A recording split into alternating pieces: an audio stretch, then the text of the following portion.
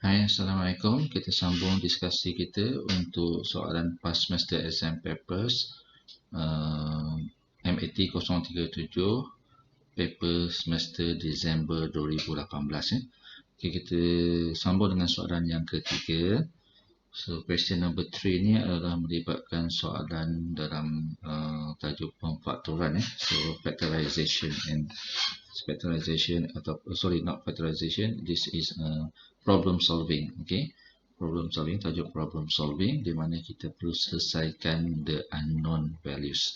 Okay, so kat sini unknown dia x lah, okay, ataupun y. So kita lihat yang pertama ni, soalan yang pertama dia katakan solve for x. So nak kita solve for x if x minus 2 divided by 5 is equal to negative 2x plus 4. So how do we solve this problem? So macam mana kita nak selesaikan problem semacam ni?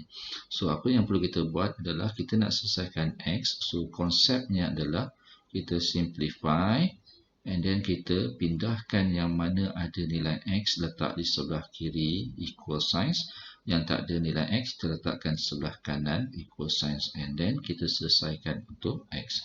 So let's do this for these questions. Okay, so perkara yang pertama yang kita perlu lakukan kat sini, kalau kita tengok untuk yang soalan ni, kita perlu pindahkan dahulu nilai 5 ni.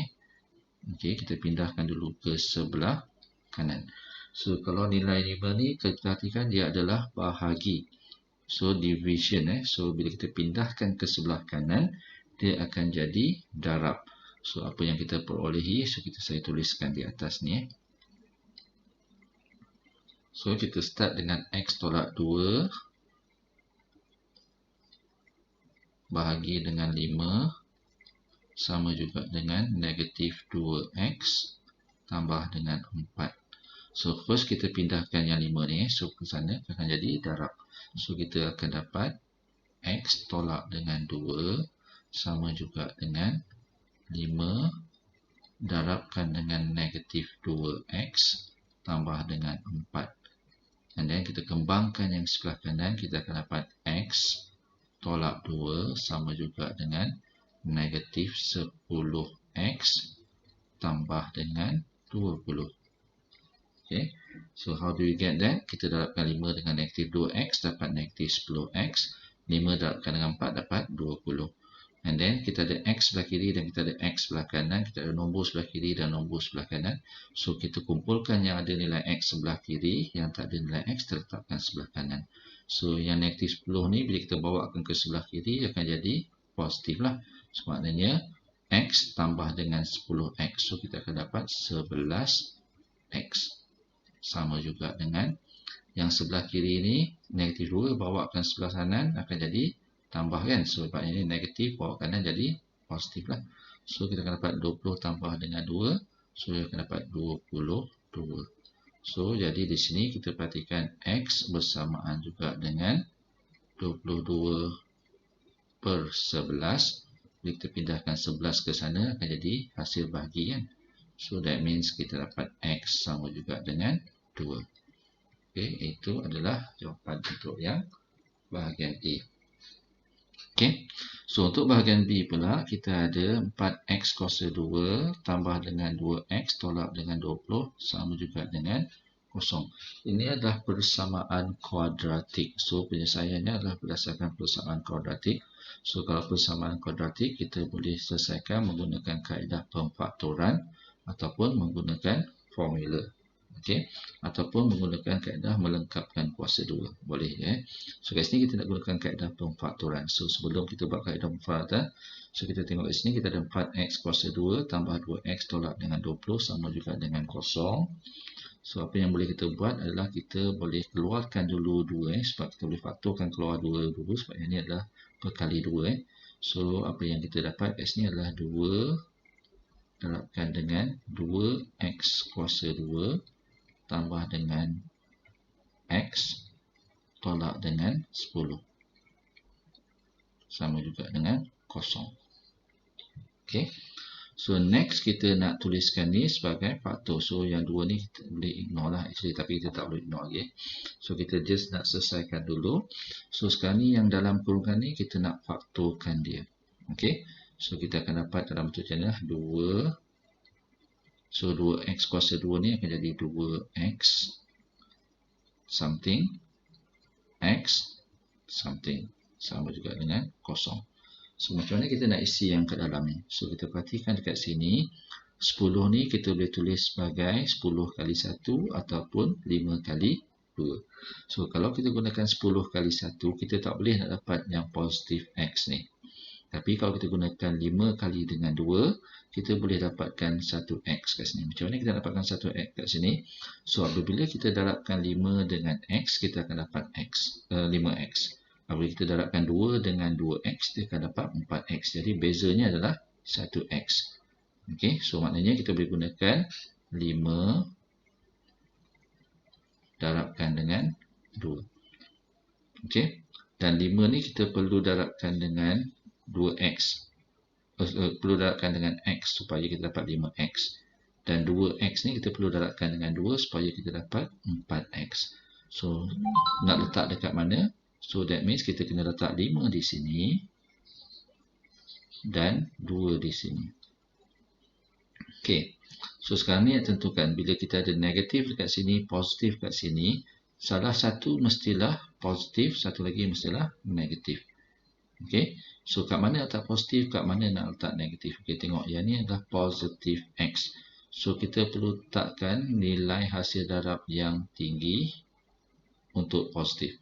So kalau 5 darab x, kita dapat 5x, 2x darab dengan 2, kita dapat 4x. So 5 dengan 4, tinggi lagi 5 kan. So kita letakkan positif di sini supaya bila kita dapat beza dia, kita akan dapat negatif. Kita akan dapat positif. So negatif kat sini. So kita dah dapat dia punya faktor kat sini. So apa yang perlu kita buat sekarang ni adalah menggunakan faktor ni untuk mendapatkan penyelesaian untuk x.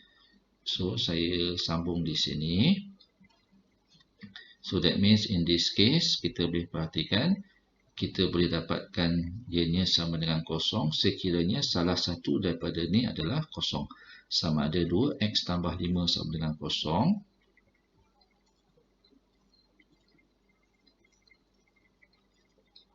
Or kita kena x tolak 2 sama dengan kosong. X tolak 2 sama juga dengan kosong. Okey. So selesaikan untuk x. So kat sini kita akan dapat 2x sama juga dengan negatif 5, maka x bersamaan juga dengan negatif 5 per 2. Manakala yang ni kita akan dapat x sama juga dengan 2. Maka jawapan kita x bersamaan dengan negatif 5 per 2 ataupun 2. Okey, so itu adalah penyelesaian untuk bahagian yang kedua, bahagian B. Okey, anda boleh cek jawapan ni dengan menggunakan kalkulator anda. So, macam mana kita nak cek guna kalkulator? So, you go to your calculator kalau you guna yang ni. So, first of all, kita kena tukarkan kita punya mod ni ke dalam bentuk mod equation. Okey, kalau yang lama tu kita carilah EQN ya. So, kita nakkan yang equation yang nombor 5 ni. So, kita tekan mod, kita tengok nombor 5. So, pilih nombor 5. So, dalam nombor 5 ni ada option 1, 2, 3. So, kita nakkan yang ketiga sebab yang ni adalah untuk quadratic. So, AX kuasa 2 tambah BX tambah C. So, kita pilih nombor 3. Okay, bila kita pilih nombor 3, dia suruh kita masukkan nilai A, nilai B, nilai C. Mana satu nilai A? So, sekarang ni kita ambil yang dalam ni je. So, yang 2X. Nak masuk yang ni pun boleh juga. So, nak masuk 4, 2, 20 pun boleh, tak ada masalah. So, kalau kita gunakan yang 2 yang dalam kurungan ni pun boleh, tak ada masalah. So kita just boleh gunakan dua-dua akan memberikan jawapan yang sama. So boleh cubalah. So saya akan gunakan yang asal So saya gunakan yang asal. So kalau kat sini saya gunakan yang asal. Ataupun gunakan yang bawah ni pun boleh juga. So dia punya A adalah sama juga dengan 4. So dia masukkan 4 untuk A sama dengan, and then untuk B 2. So 2 untuk B sama dengan, dan C negatif 20. So, yang masukkan negatif 20 sama dengan. Okey, kita masukkan nilai semua.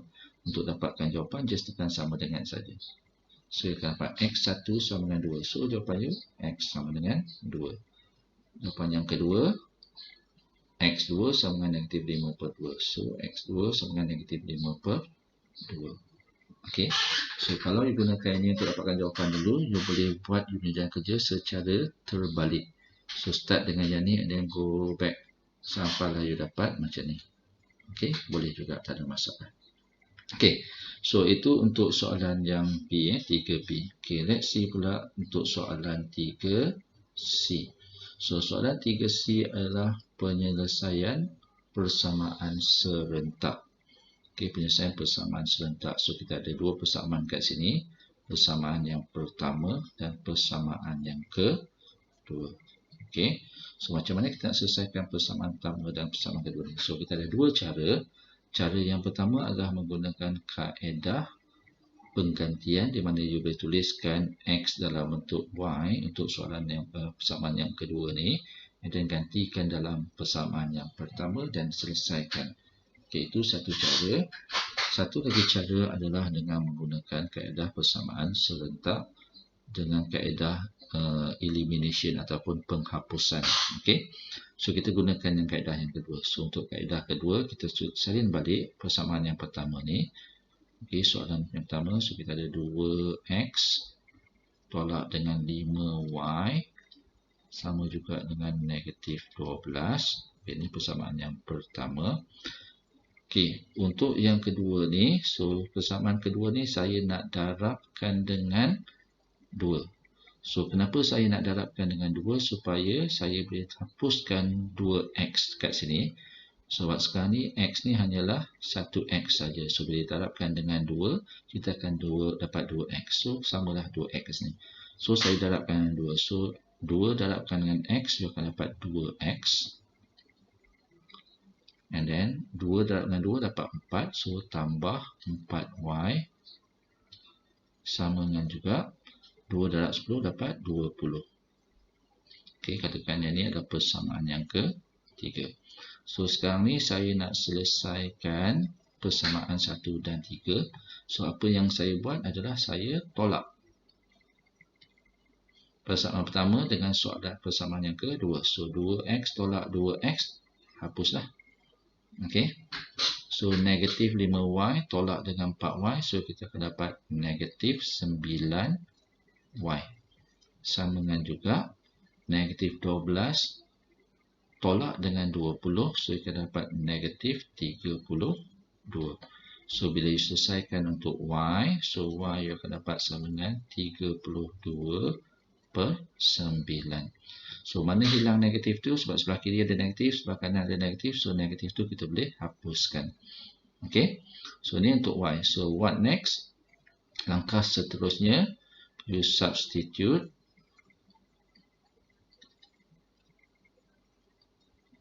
y equal to 32/9 in equation, kita guna equation 2 lah. Okay, in equation 2, dan equation 2 ni. So gantikan saja. So x tambah dengan 2 darabkan dengan 32/9 sama juga dengan 10. So selesaikan ini akan dapat x sama juga dengan, yang ni akan dapat, dapat sama dengan pula So ni kita akan dapat tambah dengan 2 kali dengan 30 dapat 64/9 sama juga dengan 10. Maka x kita perolehi 10, yang ni dapat 10 tolak dengan 64/9. So you boleh guna kalkulator lah. Tekan je kalkulator you all So boleh tekan kalkulator. So yang ni tadi kita dah guna. Okay, saya keluar balik So 1.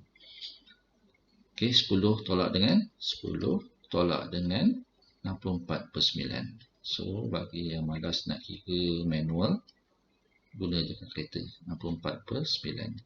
So dapat 26/9. So dapat sini 26/9. So x sama dengan 26/9, y sama dengan 32/9. So itu adalah untuk penyelesaian soalan 3C. Soalan 3D pula, dia kata kat sini, dia bagi P sama juga dengan S1 tolak DT make D as the subject. So dia katakan D as the subject, kita nakkan D dalam sebutan yang lain. Okay, yang ni P as a subject. So P ditulis dalam sebutan yang lain. So sekarang ni dia nak D pula sebagai subjek. So dia tulis D dalam sebutan yang lain. So langkah yang pertama kat sini. So you ada P sama juga dengan S 1 minus DT. Okay, you boleh je pindahkan S tu dulu ke sebelah kiri jadi bahagi. Tapi saya tak nak pindahkan. Saya just nak darabkan masuk. Nak buang yang bracket tu dulu So what I can do is just this one become P equal to S darab 1 dapat S minus S dt. Okay.